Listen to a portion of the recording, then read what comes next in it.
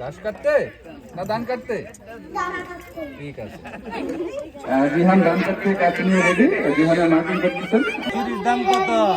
দাম কত? 100 টাকা কয়টা?